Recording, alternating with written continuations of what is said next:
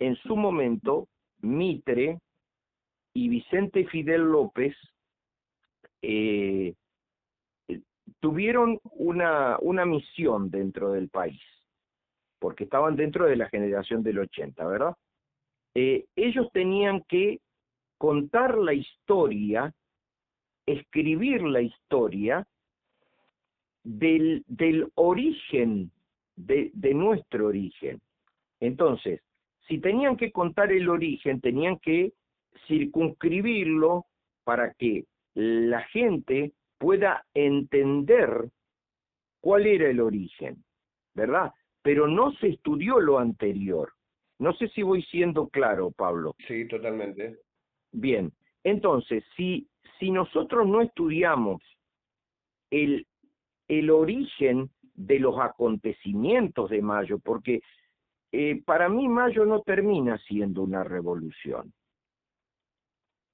¿No? No, no. ¿Por qué? Porque para hacerlo rápidamente, ¿no es cierto?, eh, a esta estigmatización, no termina siendo una revolución porque la revolución francesa, por ejemplo, o la revolución rusa, revolucionaron todos los estamentos de la sociedad y revolucionaron todos los, involucraron a todos los sectores de Francia, involucraron a todos los sectores de Rusia, y además se, eh, se, se extendieron a otros lugares. Por ejemplo, nosotros somos producto de que Napoleón haya invadido la península, haya tomado prisionera a la familia real en 1808, familia real que también estaba compuesta por, a ver, el rey del momento, Carlos IV, y estaba compuesta por Fernando VII. Claro. Bien, entonces, en 1808 lo toman prisionera a la familia real. Napoleón coloca en el trono español a su hermano, a José Bonaparte. Y los españoles, vos imaginate que los españoles no querían saber nada con José Bonaparte. Era un Aparte francés, un foráneo que estaba reinando en claro, España. exactamente. Y imagínate también que nosotros, acá como diría el Papa Francisco, en el fin del mundo, este, nosotros éramos una colonia donde habitaban súbditos del rey. Y esto es muy importante. Todo esto, para analizarlo, es muy importante. ¿Por qué? Porque si nosotros éramos súbditos, quiere decir que existía un poder supremo que era el del monarca. Ese poder del monarca, que era absoluto, que venía el poder de Dios y lo investía de poder al monarca, o sea, al rey de España, que era el que gobernaba todas las colonias americanas, españolas, por supuesto, tenía una representación acá que eran los virreyes. Bueno, ¿qué es lo que sucede? Lo que sucede es que esa monarquía absoluta gobernaba en forma absoluta. Todos los poderes del Estado monárquico estaban en manos del rey. Claro. No tenía lugar el pueblo en esas decisiones, ¿no? A ver, todo para el pueblo, pero sin el pueblo, fue un dicho muy popular de las monarquías absolutas. Todo para el pueblo, pero sin el pueblo.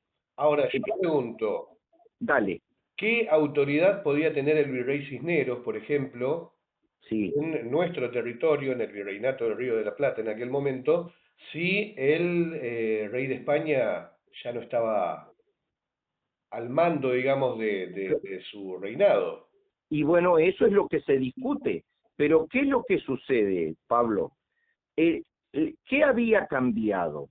Había cambiado la estructura mental, o sea, habían cambiado las mentalidades de algunas personas totalmente en el sentido de la teoría política. La verdadera revolución de la cual se habla es el cambio de la teoría política. Claro. Y eso es producto de los pensadores, de los libres pensadores del siglo, de fines del siglo XVII y principios del siglo XVIII, como Montesquieu, Voltaire, Rousseau, Diderot, ¿no es cierto? Adam Smith. Bueno, toda esta gente produjo cambios a nivel intelectual y a nivel de estructura mental, porque vos tenés que cambiarle la estructura mental a la gente.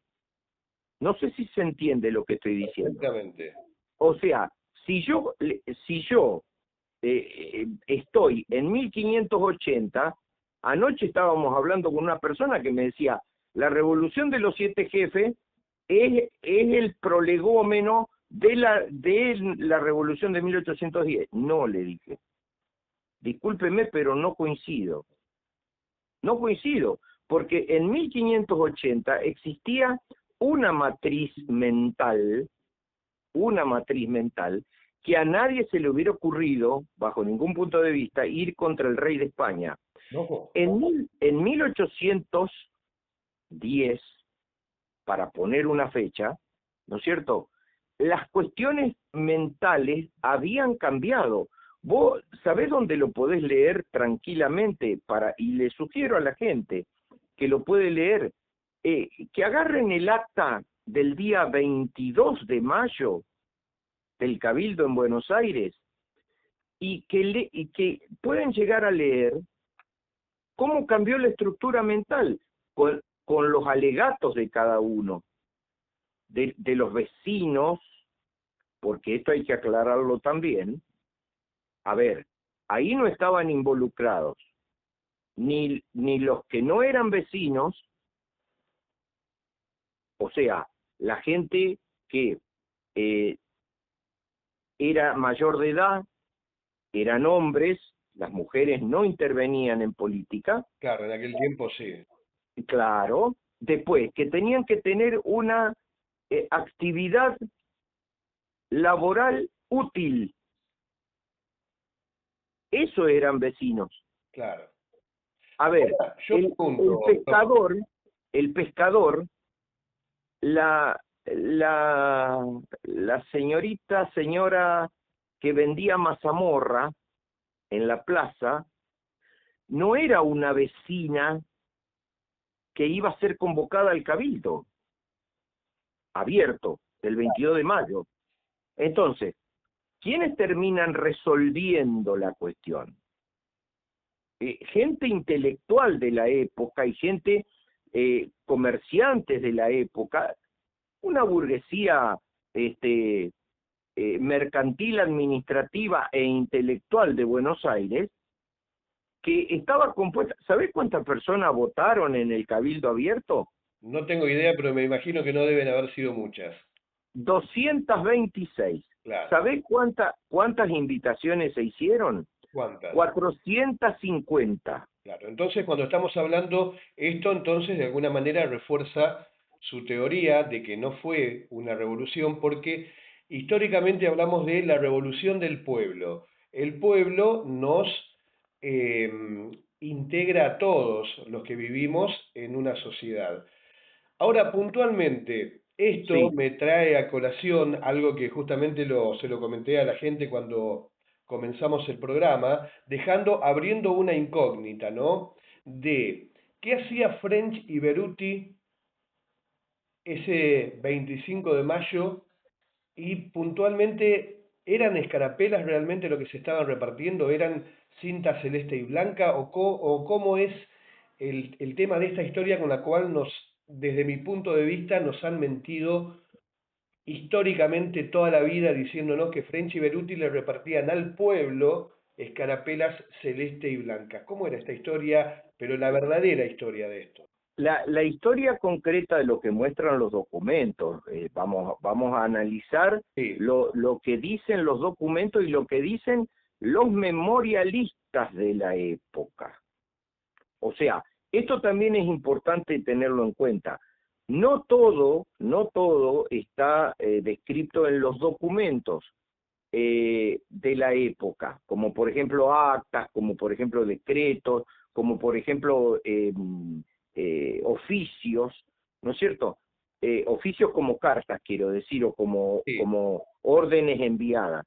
Bueno, esto está en las páginas de los memorialistas. Por ejemplo, a ver, French y Beruti eran dos personas que estaban al frente de un grupo de 600 personas que estaban en la plaza desde el 21 de mayo, desde el 21 de mayo, pidiendo que el virrey se vaya,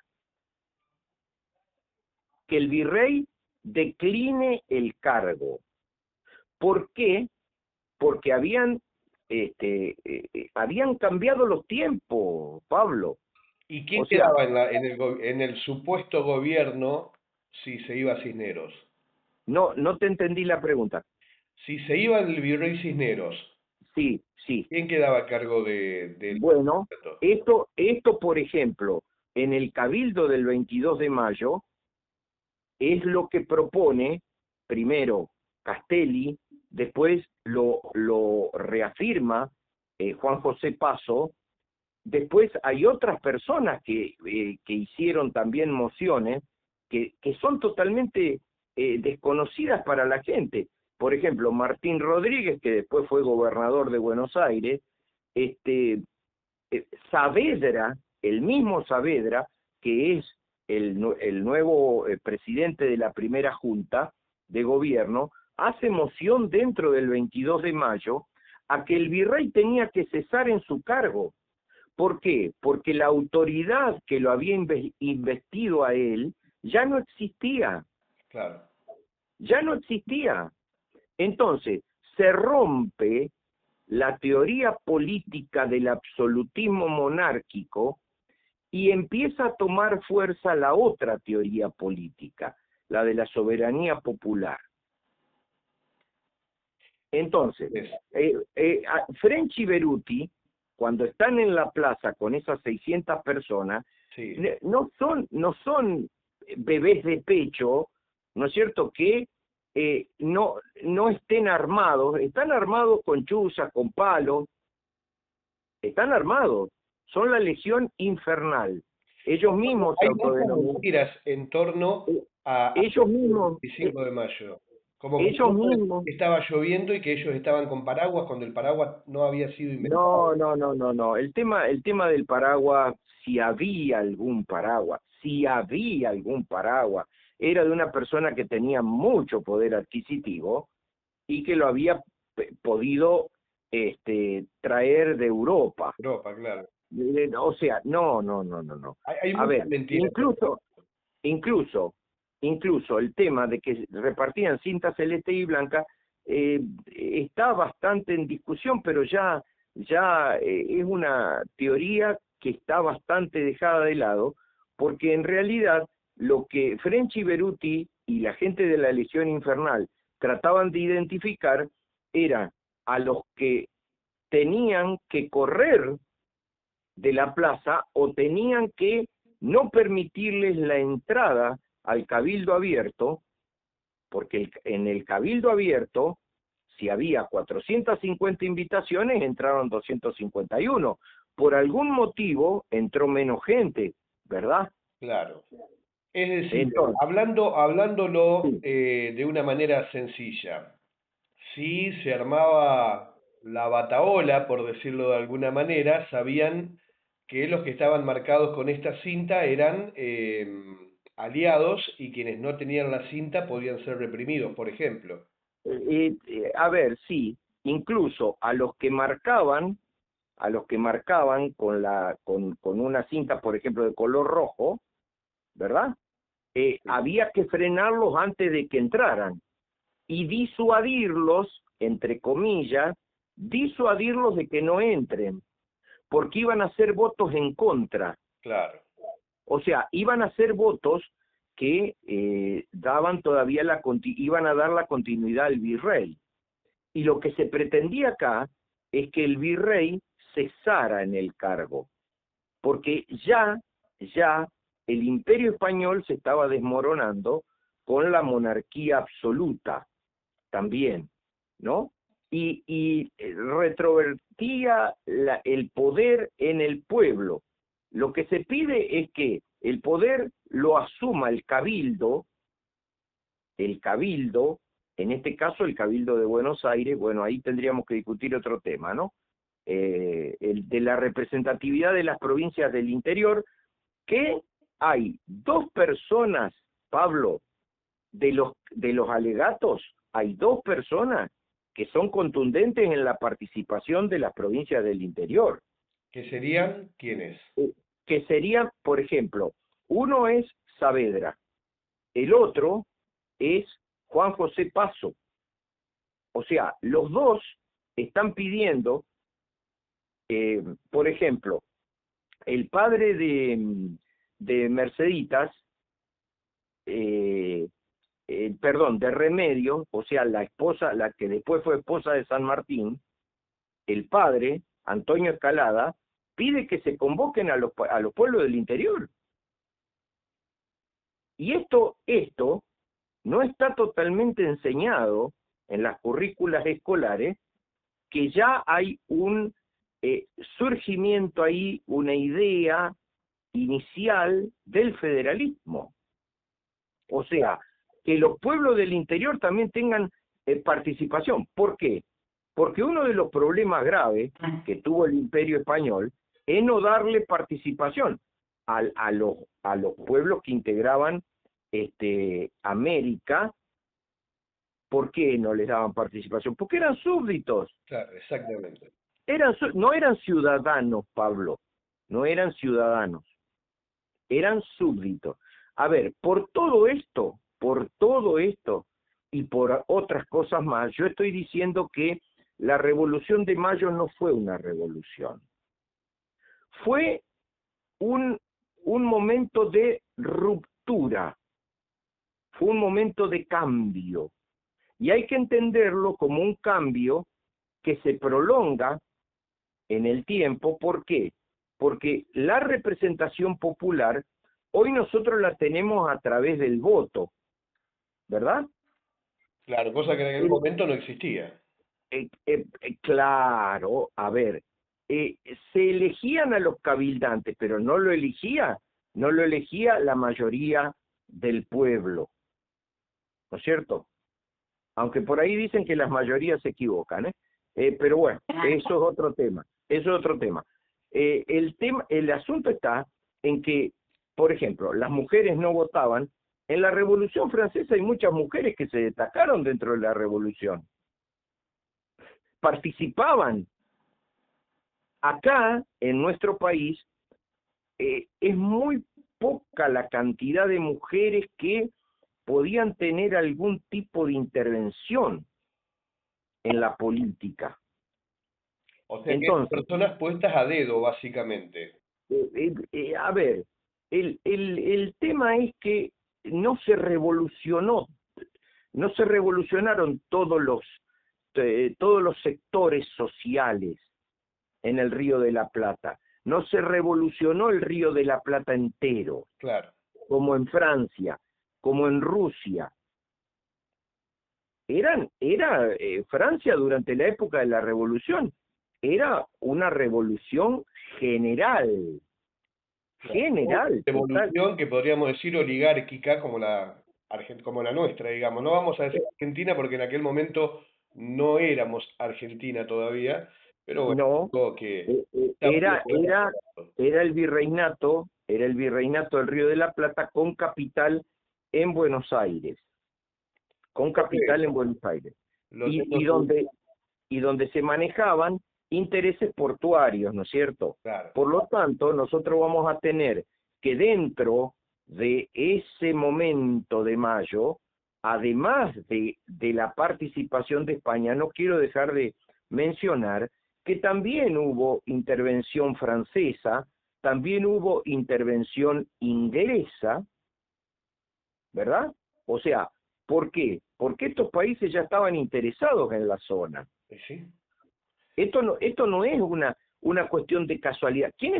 ¿Cuál es el barco que teóricamente trae los papeles, esos benditos papeles que bajan de Río de Janeiro y llegan a Buenos Aires y llegan al resto del virreinato? Porque te voy a decir una cosa, en 1809, en Santa Fe, en nuestra Santa Fe, ya había gente que estaba con la propaganda y la difusión de las ideas, de las nuevas ideas que llegaban al territorio del Río de la Plata, gestando ese movimiento de Mayo. Pero a partir de 1809 ya, Ya acá nosotros tenemos... Napoleón estaba haciendo de las suyas en España. Claro, porque no es que la noticia llegó a, oh, sorpresa, 1810. No. Ya antes se habían empezado a difundir las ideas de que, bueno, el sistema imperial español se caía, y entonces, ¿qué se hacía acá? ¿Qué opción política? Bueno, la opción política es una opción copia. ¿Por qué? Porque en España, teóricamente, con la invasión napoleónica lo había resistido una junta central. Entonces, acá, ¿qué es lo que se crea? La primera junta. Claro, la primera junta. O sea, a ver, estábamos replicando Las noticias las formas. tratábamos de, digamos, copiar opciones que habían dado resultado en otros lugares. A ver, sí, y tratar de ver que esa junta, que es nuestra primera junta, y claro, como había que buscar un origen, ese origen estaba en este movimiento de Mayo. Esa primera junta está integrada, querían que la integre Cisneros, El 24 estaba definido que le integraba Cisneros como presidente. A buen puerto. Ah, bueno, el 24 estaba decidido que Cisneros... ¿Qué fue lo que pasó? Estos muchachos de la Legión Infernal le dijeron, o ustedes se ponen en orden y se respeta esta lista que vamos a pasar, o acá vamos a tener graves problemas. No ha cambiado mucho la cosa, ¿eh? Bueno, lo dijiste vos, ¿eh? No, y cuando hablamos de esta gente, de esta revolución oligárquica, por decirlo de alguna manera, y gente puesta a dedo, me he acordado de tantas, para tantas cosas actuales. para poner una palabra que golpee un poquito mejor, porque lo de la oligarquía se puede quizás malinterpretar. Lo que tendríamos que ver es una burguesía mercantil administrativa, ¿no es cierto? Y de profesionales, como por ejemplo abogados, como por ejemplo médicos. Por ejemplo, el doctor Cosme Argerich es uno de los que vota a favor de que el virrey se vaya y que el gobierno pase a manos del cabildo, por supuesto, pero que también se invite a los otros pueblos del interior. El doctor Cosme Argerich es una de las personas que asiste al cabildo, y hay un memorialista que lo comenta al voto de él y a lo que comentó, ¿no? Hay que leer un poquito más profundamente el tema. Yo creo que leyendo un poquito más profundamente el tema nos vamos a dar cuenta que, primero, mostrar solamente una semana de Mayo es un reduccionismo, Sí. primero. Es un reduccionismo que no nos permite avanzar en la interpretación general de las cosas, ¿no? Bueno, y después, representar hechos históricos con la inteligencia artificial. No estoy en contra, por favor, de la utilización. Hacerlo Te hablar de adelanto, Javier López, por ejemplo, como hace este muchacho Chimi, si no me equivoco. a ver, el tema de... Lo que hace, lo he dicho un montón de veces en el programa, y Mm, lamentablemente tiene una llegada importante, ujú. y bueno, tiene hoy por costumbre, ha venido acá a Sauce Viejo a hacer videos también, impresentable, totalmente impresentable, y bueno, y haciéndolo hablar al Brigadier López con inteligencia artificial, cosas que el Brigadier López no dijo nunca, o que por lo menos no Ujú. están documentadas. A ver, por ejemplo, hay una publicidad porque hoy hay que evaluar todas las imágenes, los mensajes, los discursos que están incluidos en las imágenes, ¿eh? Cada imagen, cada video tiene un discurso detrás y una intencionalidad. O sea, no seamos tontos, ¿verdad? Vamos a ubicarnos. Por ejemplo, el hecho de que eh, Saavedra salió a calmar a la multitud eran 600 personas que eran la Legión Infernal. Claro. Le salió a decir, muchachos, tranquilidad, porque nosotros nos estamos encargando. Eh, un Saavedra que va a votar el 22 de mayo, va a votar que el virrey tenía que irse, que el cabildo tenía que hacerse cargo y el cabildo tenía que decidir la nueva forma de gobierno, ¿no es cierto? ¿Por qué? Porque era necesario el tema de que, como ya la familia real estaba presa, Fernando VII era un monarca que estaba preso. En estas tierras se tenía que gobernar, pero no en forma independiente. Ojo con eso, Pablo, también, ¿eh? Ojo con eso. ¿Por qué? Porque la Junta, la primera Junta, jura en nombre de Fernando VII. Y esta es una jugada política de la primera Junta. Toma de pelo. Profe, nos hemos pasado con el tiempo, yo le quería agradecer Perdón, un montón. perdón. No, por favor, siempre es muy interesante poder tener este intercambio, este ida y vuelta, y bueno, y aprender un poco más, ¿no? Sobre nuestra historia. Vamos a tener muchas notas más hablando, porque siempre yo le cuento a la gente, tenemos alguna inquietud con respecto a lo histórico, y está el profe Luis Ferreira. Y siempre al pie del cañón, así que bueno, profe, Eh, yo le quería agradecer Pablo, un montón. simplemente para redondearte, eh, esa actitud de la primera Junta, que es nuestro primer gobierno patrio, entre comillas también, porque hay algunos que eran nacidos en España, ¿eh? Sí, O sea, a ver, de los integrantes de la primera Junta, algunos habían nacido en España. Bueno, la cuestión es esta. Acá hay un mensaje que se le está mandando al resto del mundo.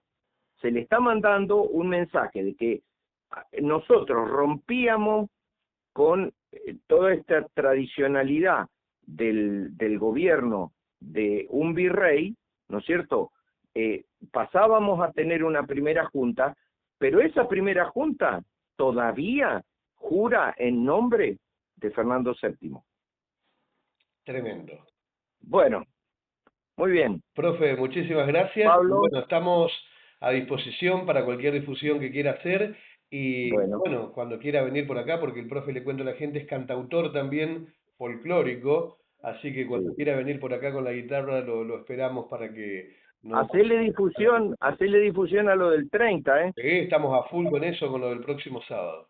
Ajá, el próximo sábado van a ver un espectáculo impresionante, porque les digo, no es muy común ver sobre un escenario desarrollar un espectáculo que se basa en folclore literario, que son las leyendas. No es muy común verlo, ¿eh? No, no, y bueno, esperemos como bueno, que al igual que el año pasado la gente nos acompañe y podamos Bueno, disfrutar, que es algo bueno, lo hacemos creo que siempre, disfrutar sobre el escenario, pero poder sí, compartirlo también con la gente. El año pasado creo que fueron más de 450 personas y sí, esperemos que sí. este año el número se repita o aumente. Sí, para nuestro lugar, dicho por la misma gente del Centro Cultural, era una cosa impresionante lo que sucedió el año pasado. Esperemos que este año tengamos el mismo alcance con el mensaje que se quiere dejar. Yo creo que sí. Le cuento algo a la gente cortito y aprovecho que está al aire, profe, para también contárselo, no sé si se lo dije en algún momento. El año pasado yo salgo a la vereda unos minutos antes de abrir la boletería. Salgo, como decía la abuela, a chusmear, a ver cuánta gente había afuera. Y cuando llego a la vereda del Centro Cultural Provincial veo que la cola de público esperando para que se abra la boletería llegaba hasta la esquina y doblaba. Yo le puedo asegurar a la gente que la alegría que me dio, porque pocas veces se ve algo así, la alegría que me dio fue increíble y bueno, esperemos que este año podamos repetir y estoy ansioso por salir a la vereda unos 10 minutos antes de que abra la boletería para poder volver a ver esa imagen tan linda, ¿no? Bueno, vos sabés que me viene al recuerdo un dicho de mi padre, ¿no? Que por ser tan ansiosa, mi abuela, o sea, su mamá, tuvo 7 robustos varones. Caramba, Pero lo del año pasado fue alegría y fue emoción también, o sea, a todos creo que nos gusta que cuando desarrollamos un trabajo y más un trabajo cultural, tener una repercusión y que le transmita algo a la gente, eh, que, que, que pueda dejar un mensaje en la gente, creo que es fundamental.